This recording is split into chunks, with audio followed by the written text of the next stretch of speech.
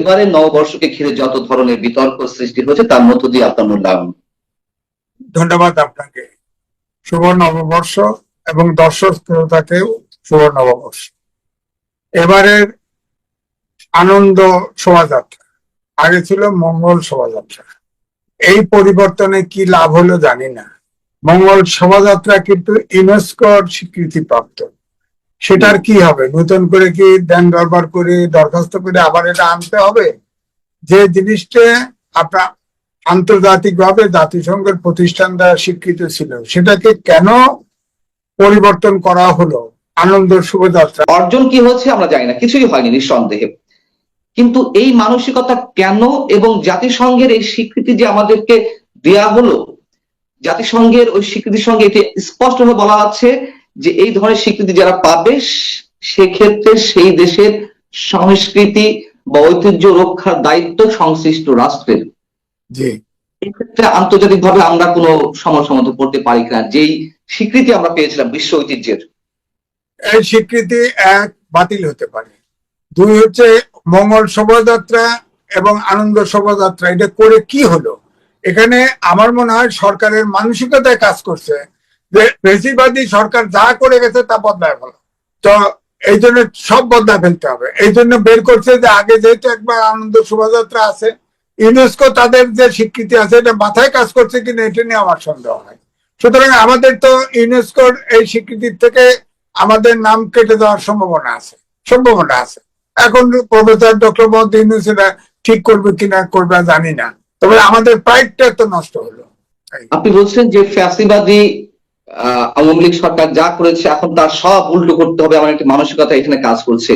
আওয়ামী লীগ যদি ফ্যাসিবাদ হয়ে থাকে, আওয়ামী লীগের মধ্যে ওই ধরনের কাজ করতো যে তারা এককভাবে রাজনীতি করবে, অন্য কারোর কথা শুনবে না, বা বিএনপি যা বলতো সবসময় তারা উল্টোটা করতো, তাহলে পার্থক্যটা কি তার সঙ্গে এখন সরকারের মধ্যে? আচ্ছা, সরকার পরিচালনায় কোথাও কি কোনো ব্যতিক্রম আছে? এই সরকার আগের সরকারের সব ট্রু কপি। আপনি বললেন মেঘলাকে গ্রেপ্তার করার পরে ফেসিবাদের সাথে এই সরকারের পার্থক্য আছে? আপনি বলেন। এই ফেসিবাদ বাড়তি হলো খালি আয়না ঘরে ঢুকানো। এই সরকার তো এখন আয়না ঘরে ঢুকে তো দ্বিধা করবে না। তো এক ধরনের আয়না ঘরে তো জেলখানায় ঢুকাইছে। তো ওই মেঘলাকে যদি আয়না ঘরে এক জায়গায় বন্দি করে রাখতো তাহলে আয়না ঘর হয়ে যেত। তো তাহলে তো একই হলো। ফেসিবাদ বলেন আর যত সরকার আগে যা করলেন এরশাদের আমলে বলেন, যা ঘটতেছে তাই ঘটতেছে, নূতন তো কিছু ঘটতেছে না।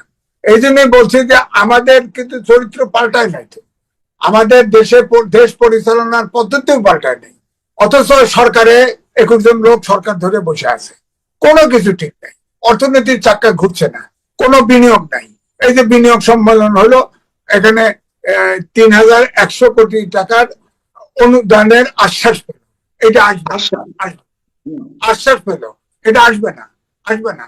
অন্তর্বর্তীকালীন সরকারকে কেউ কোনো টাকা সেই দেশে ইনভেস্ট করতে পারে না। যেমন ধরেন 8 মাস আপনার এই সরকার ক্ষমতায় আছে, $2.1 বিলিয়ন আপনার প্রতিশ্রুতি পেয়েছে, তারা সাহায্য পাবে, একটি টাকাও পায়নি। আবার IMF এর ফেসিবাদী সরকার এগ্রিমেন্ট করে গেছে, তার 3rd কিস্তি আটকায় গেছে। IMF এর প্রতিনিধি এসে গেল না, আরো নানান শর্ত দিয়ে গেছে, তাতে মনে হয় সেটাও সেই কিস্তি ফিরবে কিনা জানি না। IMF এর কিস্তি আটকে তখনই যখন মনে করে ওই দেশ তার লোন শোধ করতে পারবে না, অর্থাৎ আমরা এই অবস্থায় আছি। হ্যাঁ, এই জন্য আমি বলছি। তারপরে ধরেন ওয়ার্ল্ড ব্যাংক কিন্তু অলরেডি প্রতিবেদন দিছে, এবারে আমাদের জিডিপি গ্রোথ হবে 4.3%। আবার 26 সালে আমরা উন্নয়নশীল দেশে যাব, সেখানে কিন্তু আপনার ট্যাক্স, সুদ টুদ সবকিছু, এক্সপোর্ট ইম্পোর্টের সব কষ্ট বেড়ে যাবে। হ্যাঁ, তা আমরা দেশটা কোথায় নিয়ে যাচ্ছি আমি জানি না। তারপরেও ধরেন এই নির্বাচন নিয়ে আপনার টালমাটাল, কবে নির্বাচন, কোথায়, এটা ধোঁয়াশা কাটতেছে না। চিফ অ্যাডভাইজার আপনার 2 জনকে নিয়ে বসলো যে দ্রুত সংস্কার করে নির্বাচন ডিসেম্বর অথবা জুনের মধ্যে দেওয়া। আপনার দেখেন প্রেস উইং থেকে 3 জন শিক্ষিত সাংবাদিক আছে, তারা 3 বার কারেকশন দিছে এই 1 লাইন দিতে, 3 বার কারেকশন। তার মানে কি সরকারের ভিতরে সরকার আছে? অর্থাৎ ডক্টর প্রফেসর ইউনূস সাহেব ইলেকশন দিতে চাইলেও ভিতর থেকে বোধহয় নির্বাচন দিতে চায় না। একবার লেখছে যে ডিসেম্বরের ভিতর নির্বাচন, আবার বলছে না ভুল হয়েছে, জুনের ভিতরে ইলেকশন। আরে জুনে তো ঝড় বৃষ্টি কাদা, ওখানে জুনে নির্বাচন হবে কি করে? বলতে হবে আপনার প্রশাসন বিভাগের প্রশাসন সংস্কার কমিশনের প্রধান তিনি বলেছিলেন যে ডিসেম্বরে হয়তো নির্বাচন করা সম্ভব হবে না, তবে অবশ্যই আপনার ডিসেম্বরের পরে 2-3 মাসের ভিতরে একটা নির্বাচনের ডেট দিয়ে দেওয়া উচিত, নির্বাচন দিয়ে দেওয়া উচিত। উনি খুব খোলা মনে বলছে, এটা তো বিশ্বাস করছি আমি। কিন্তু ডক্টর মোহাম্মদ ইউনূস যখন কথা বলে তখন তো বিশ্বাস হয় না। আবার আপনারা দেখেন উপদেষ্টা, 2 উপদেষ্টা বলেও ফেলছে, একজন ছাত্র নেতাও বলে ফেলছে যে তারা তাদের আকাঙ্ক্ষা হচ্ছে 5 বছর সরকার থাকুক, আবার নির্বাচিত প্রধানমন্ত্রী থাকুক ডক্টর মোহাম্মদ ইউনূস। তো তাহলে পার্টি করতে বলেন, নির্বাচন করতে বলেন, জিততে বলেন। হ্যাঁ, আপনারা যারা বলতেছে তারা নির্বাচনে গেলে তো সবগুলোর জামানত বাজেয়াপ্ত হবে, নির্বাচন দিয়ে দেখুক না, আবার 5 বছর থাকার ইচ্ছা। তো এই জন্য বলছে তারা এত জটিলতা তৈরি না করে, দেশটা চলছে না, নির্বাচন দিয়ে তারা আমার মনে হয় নির্বাচিত সরকারের হাতে ক্ষমতা হস্তান্তর করা উচিত। এই কথা তো আপনারা গত 8 মাস ধরে বলছেন যে দ্রুত নির্বাচন দেওয়া উচিত, কিন্তু টনক কি নড়ছে সরকারের কোনো ধরনের কোনো না, করছে? নড়ছে না। তারা একই বক্তব্য দিয়ে যাচ্ছে, একই রকম বক্তব্য দিয়ে যাচ্ছে, অর্থাৎ যতক্ষণ পারি থেকে যাই। অর্থাৎ চেয়ারের রোগ বোধহয় অনেকেই সামলাতে পারছে না, চেয়ারে বসে গেছে, বসে গেছে। তাদের যে পরিকল্পনা, তাদের যে ডিজাইন ক্ষমতা দীর্ঘস্থায়ী করতে বা 5 বছর ক্ষমতায় থাকা, এটি কি তারা বাস্তবায়ন করতে পারবে? আপনার কি মনে হয় আপনার অভিজ্ঞতা থেকে? প্রশ্নই আসে না, প্রশ্নই আসে না। বিএনপির সাথে ডেট আছে, আলোচনা করবে, রোড ম্যাপ না দিলে আন্দোলনে যাবে। আবার জামাত দেখেন বলে যে সব দোষ বিএনপির ঘাড়ে চাপাইছে, বিএনপি খালি নির্বাচন চায়। জামাত ইতিমধ্যে 300-র ভিতরে 350 সিটে নমিনেশন দিয়ে ফেলছে। ছাত্ররা অনেক জায়গায় এই জায়গা ও জায়গায় লাইন দিচ্ছে, তারা গা বাঁচানোর জন্য তারাও ইলেকশন করে, তারা আলাদাভাবে ইলেকশন করবে না, আপনি দেখে রাখবেন। কারণ তারা আলাদা ইলেকশন করলে বিএনপি নিয়েও মানুষের অনেক ধরনের প্রশ্ন রয়েছে যে তারা ঠিক চাপ প্রয়োগ করতে পারছে না, তারা হয়তো লক্ষ্যভ্রষ্ট হয়ে গেছে, তারা তাদের রাজনৈতিক উদ্দেশ্যটি বা রাজনৈতিক লক্ষ্যটি তারা ঠিক মতো বাস্তবায়ন করতে পারছে না। না, বিএনপি এটা ঠিক যে বিএনপি তো এখন ধরে অন্তর্বর্তীকালীন সরকার, বিএনপি এই মুহূর্তে বড় দল, তারা নির্বাচন করলে তারা সংখ্যাগরিষ্ঠ পাবে, তারা সরকার ভঙ্গ করবে। এই জন্য তারা তো নির্বাচন চাচ্ছে, সংস্কারও চাচ্ছে, কিন্তু নির্বাচন সংক্রান্ত নিরপেক্ষ নির্বাচন করতে যে সংস্কার, সেই সংস্কার করে নির্বাচনে যাওয়ার কথা বলছে।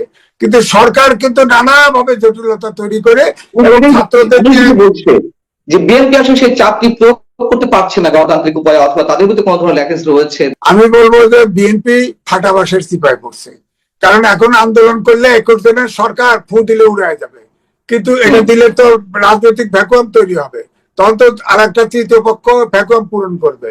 এই রিস্ক বিএনপি নিতে পারছে না, এই জন্যই সরকার ওই সুযোগটাই নিচ্ছে। তো কিন্তু আলটিমেটলি এই যাত্রায় ফেল করলে অবশ্যই আপনার শিওর জেনে রাখেন মাঠে বিএনপি নামবে, তখন দেশে অস্থিরতা তৈরি হবে, দেশ আরো সমস্যাগ্রস্ত হবে বলে আমার ধারণা।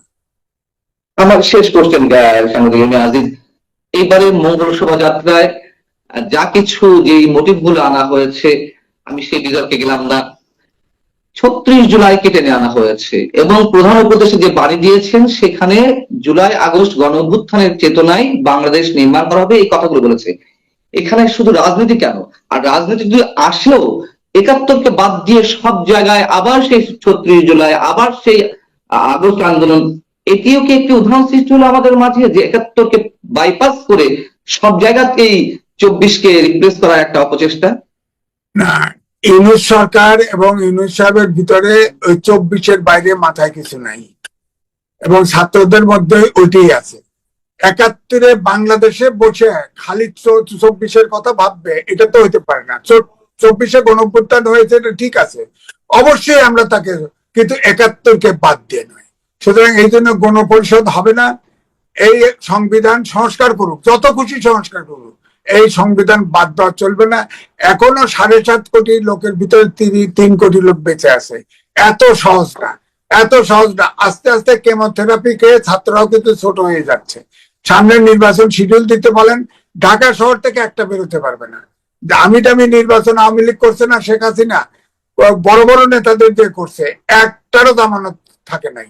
এদেরও জামানত থাকবে না, কারো থাকবে না, এবং তাদের জীবনের নিরাপত্তার ঝুঁকি আছে। এখন প্রত্যেকটা মিনিস্ট্রিতে ছাত্র বসায় দিছে। কি করতেছে আপনি খবর তো আপনার সাংবাদিক আপনার কাছে আছে, ট্রান্সফার, পোস্টিং, চাকরি দেওয়া সবকিছুতে কমিশন চলছে, ভয়ঙ্কর কমিশন। পোলাপান পড়াশোনা নাই, সব নাই, সবগুলো এখন সরকার চালানো ব্যস্ত। এই যে 7-8 ব্যাচের ভ্যাকুয়াম তৈরি করে ফেললো, জাতিটাকে তো নষ্ট করে। সবাইকে ইউনুস সাহেব বলতেছে যে আপনারা হন, কি ব্যবসা করেন, ব্যবসা করেন, সব ব্যবসায়ী বানায়। ব্যবসাটা করবে করতে, ব্যবসা তো উনিই নিজে নিয়ে ফেলছে। হ্যাঁ, গ্রামীণ ব্যাংকের 666 কোটি টাকা সুদ নিয়েছে, গ্রামীণ ব্যাংকের 4000 কোটি টাকা মাফ করে নিছে, ম্যান পাওয়ার ব্যবসা নিয়ে নিছে।